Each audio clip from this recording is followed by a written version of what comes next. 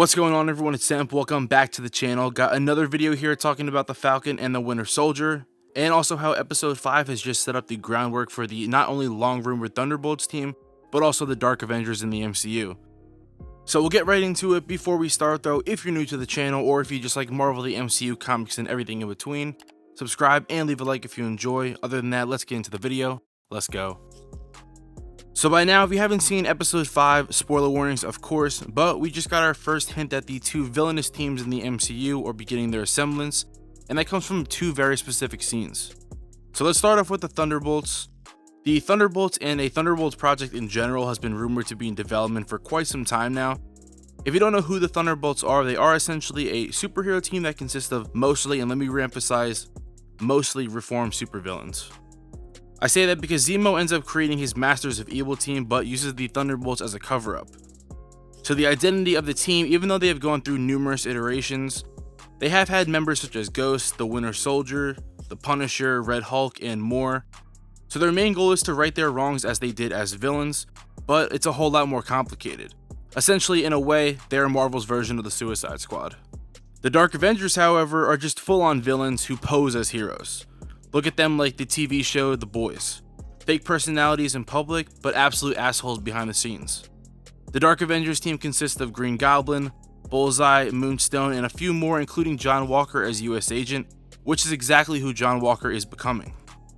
So the Dark Avengers pose as heroes, while the Thunderbolts try to be heroes, which is very different. So this begs the question, is it necessary to be good, or is it enough to appear to be good? One could argue either way. Let me know your thoughts in the comments down below. I want to see some of your answers about that question. Now, the way these were set up in episode 5 were really subtle, but it makes way for massive storylines within the MCU and fundamentally changes how we have watched the MCU, because for the first time, we will be getting a full villainous team assembling. After John Walker is stripped of the Captain American title in episode 5, a woman comes up to him named Contessa Valentina Allegra de Fontaine, and she is played by Julia Louis-Dreyfus. Now, for the sakes of the video, and like she told Walker in the episode, we're just going to stick with Val. So she tells Walker to call him when he wants, and lets him know that it doesn't matter that he lost the shield, because she can basically supply another herself. If you don't know who Val is, she's gone by many aliases in the past, and has been a part of S.H.I.E.L.D., but her most notable one is Madam Hydra. And with Falcon and Winter Soldier repeatedly bringing up Hydra, it most certainly seems like they are coming back. Now, this scene with Val and John Walker is our first hint that Val is setting up the opposite of what Fury and S.H.I.E.L.D. did with the Avengers. She's trying to set up the Dark Avengers. And who better to recruit first than John Walker himself? Now, what makes this more interesting is that she may be the power broker, or at least the benefactor, who would report to the power broker. And if we look into the comics, we know that Norman Osborn has a huge role in setting up the Dark Avengers. So the question now is, could Norman Osborn be the power broker? Or is Madam Hydra taking Osborn's role? And with the rumors of Willem Dafoe coming back as the Green Goblin, it seems pretty inevitable that there will be a Norman Osborn of some aspect in the MCU soon, whether it's an unannounced new version, like the Power Broker, or a multiverse version. There's a lot of questions that still need to be answered, but one thing that is for sure, the Dark Avengers or some sort of iteration of the team is slowly coming along. Now, I'm not sure if this is going to tie in at all. However, there have been multiple identities of Madam Hydra. One of them, her first name is Ophelia, and she also goes by Viper. In Agents of S.H.I.E.L.D. Season 4, Ophelia was actually the Madam Hydra of the show. However, in the comics, Ophelia actually ends up becoming the Princess of Madripoor, essentially what the Power Broker is in the MCU. It really depends on how they're going to write the story, how they're going to tell it, and of course, which versions or different pieces of Madam Hydra are they going to pull from each story in order to make Val's character. Now, we haven't seen the Raft since Captain America Civil War, and it's where some of the most dangerous villains are kept. And who is one of the leaders of the Raft, or who at least is in control and in charge?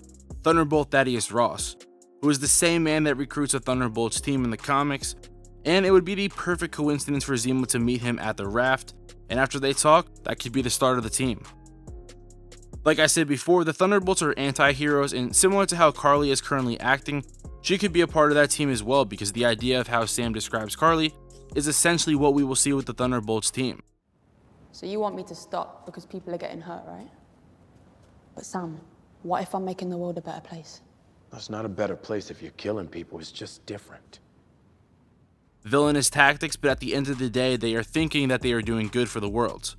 Every villain is a hero in their own story. And so even Zemo wouldn't want to be with someone like John Walker because he willingly took the serum, which in theory already sets up the idea of the two separate ideologies for the teams. John Walker has supremacist ideals that Zemo hates. Now obviously we haven't seen Ross since the events of Infinity War and the Snap, but based on the comics, one suggests that he may also be in pursuit of a super soldier serum. Ross has always meddled with the idea of hating on the Avengers, but fascinated within the power, and what the serum would give him is just that. There was this cutscene from the Incredible Hulk with Ross dabbling in the Weapons Plus program and serum, so it'll be interesting to see how they balance these aspects if the two work together. Maybe this would be why Zemo secretly creates the Masters of Evil team without Ross knowing, so he, if anything folds, he has another team behind him. We could also see Bucky on this team because Zemo doesn't really hate Bucky, and even Sam asked him that during episode 4. Isn't that how gods talk? And if that's how you feel, what about Bucky? Blood isn't always the solution. So I could see him on the team if the members convince him, but I think for MCU purposes he will stay as an Avenger and possibly even change his alias to the White Wolf so he can move on from the Winter Soldier days. But other than that, I just wanted to talk about how the MCU is evolving and how two villainous teams are out there. It would be a lot different than just having the Avengers or the Guardians, who are just good heroes in general. So let me know what you think about this, and which team are you most excited for, the Dark Avengers or the Thunderbolts? You can follow me on Twitter at AnotherMarvelG to keep up to date with all my content. All links to my socials are in the description below, including where you can find the podcast. And we're almost at 300 subs, so make sure you're subscribed with the notification bells turned on so you don't miss any new videos. And also, just thank you for the 15,000 views on that last video. It's just awesome to see. But other than that, I just want to say thank you again. I'm another Marvel guy, and I'll catch y'all on a blip.